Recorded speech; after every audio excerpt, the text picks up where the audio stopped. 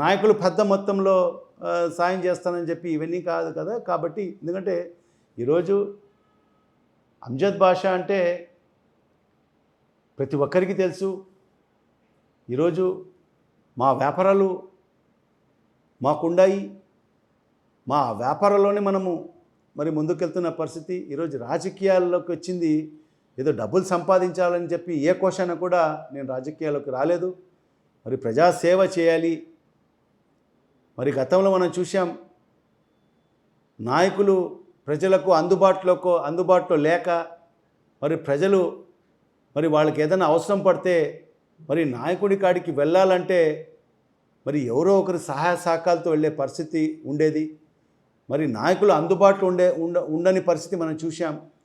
మరి ఆ పరిస్థితి అన్నీ కూడా చూసి ఎందుకు నాయకులు ఈ విధంగా వ్యవహరిస్తారు, ఈ పరిస్థితిని మార్చాలి అని చెప్పి మరి ప్రజలకు ఎల్లవేళలా అందుబాటులోకి ఉండాలి అని చెప్పి ఈరోజు ఖచ్చితంగా నేను ఈరోజు రాజకీయాల్లోకి వచ్చిన తర్వాత ఈరోజు ప్రతి ఒక్కరు సామాన్య వ్యక్తి నిజంగా చాలామంది నా కాడికి వచ్చిన వాళ్ళు, చాలామంది మిగతా నియోజకవర్గాల నుంచి వచ్చిన వాళ్ళు చాలామంది నాకు చెప్తుంటారు, మీరు ఇంత ఫ్రీగా మీరు ప్రజలకు అందుబాటులో ఉంటారు, మేము వేరే నాయకుల కాడికి ఎక్కడికైనా వెళ్ళాలంటే ముందు అపాయింట్మెంట్ తీసుకోవాలి, మరి అలాంటి తీసుకొని మనం వెళ్ళాలి, కానీ మీరు ఎవరు వచ్చినా మీ తలుపులు తెరిచి ఉంటాయి, మీరు డైరెక్ట్గా అక్కడ అందుబాటులో ఉంటారని చెప్పి నేను అదే చెప్పాను.